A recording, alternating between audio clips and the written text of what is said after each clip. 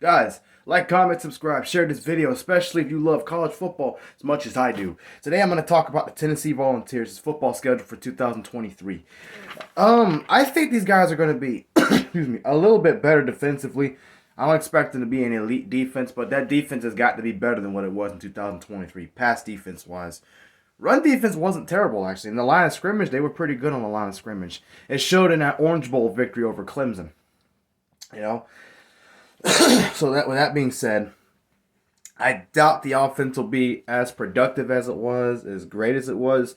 I do think it'll be a really good offense, an offense hard to deal with, and certainly an offense that can win them some games. So we'll see what happens.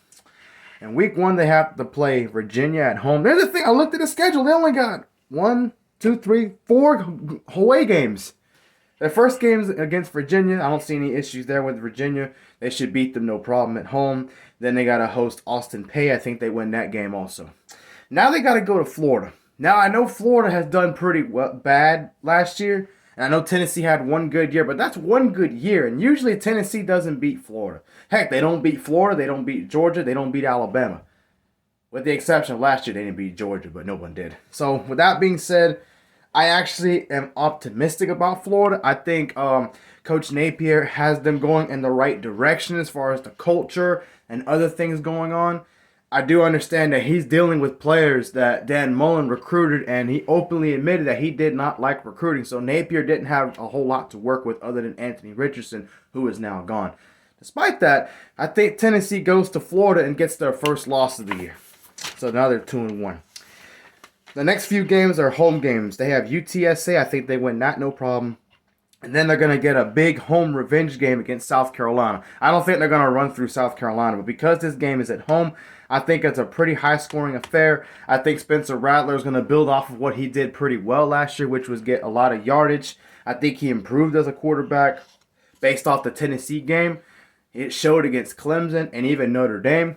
So with that being said, I still think Tennessee gets payback against South Carolina. Now they're 4-1. From here, here comes some losses. They got to go to Texas A&M. It's hard to win over there. Ask Alabama about trying to win that game 2 years ago with Bryce Young there. You're not winning at Texas A&M. I don't think Tennessee is going to be loaded enough on both sides of the ball, on both lines of scrimmage, to beat a team as talented as Texas A&M with not just Jimbo Fisher, but Bobby Petrino running the offense.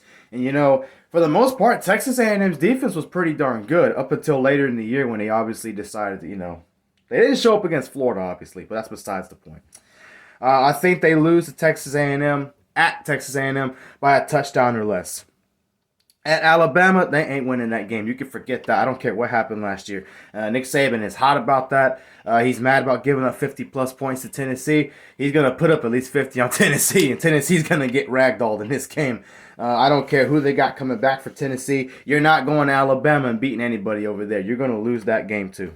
So now you're sitting at 4-3. And then you got to go at Kentucky. Kentucky's not a bad team. They did get Devin Leary from NC State. But get this, he got hurt against Florida State last year with his knee or his leg, whatever it was. So I doubt he's going to be great this year. Usually when a player gets an injury that serious, the following year they don't play as good as they normally do. It usually takes about 2 years for them to really bounce back and play very well. So with that being said, I think Tennessee does beat Kentucky again. So now they're at 5-3. They have to go. They don't go anywhere. They stay at home and play Connecticut. I think they win that game, no problem. They'll be 6-3. They'll be bowl eligible. They go to Missouri. Missouri is a pretty physical team. Their defense is pretty physical, especially along the lines of scrimmage. They gave Georgia and Florida problems last year. They didn't beat either one, but they were still a formidable opponent in both of those games. So much respect to Missouri for that. Speaking of Georgia, they host Georgia, and they're getting beat down by Georgia. They ain't beating Georgia either. That's a loss. This one will probably get ugly because Georgia is far too talented on both sides of the ball. I think Kirby Smart is really starting to hit his stride as a head football coach.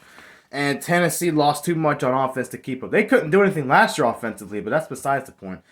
I think this is a blowout loss to Georgia. And then they host Vanderbilt, and I think they win that game pretty handedly. That sits you at 8-4. So yeah, I think Tennessee goes 8-4. Now, I will say the games that I might change my mind on, if it did happen, not change my mind on, but if they did mess around and beat Florida and they did beat Texas A&M, I wouldn't be too terribly surprised. Those are two games that I have circled right now in my notes that they can win, but I don't think they're going to. Both of those teams are. Now, here's the thing. I don't even think Florida's a better team than Tennessee, but they haven't beat Florida at Florida in forever. I don't think it happens this year either. So, yeah, that's pretty much it.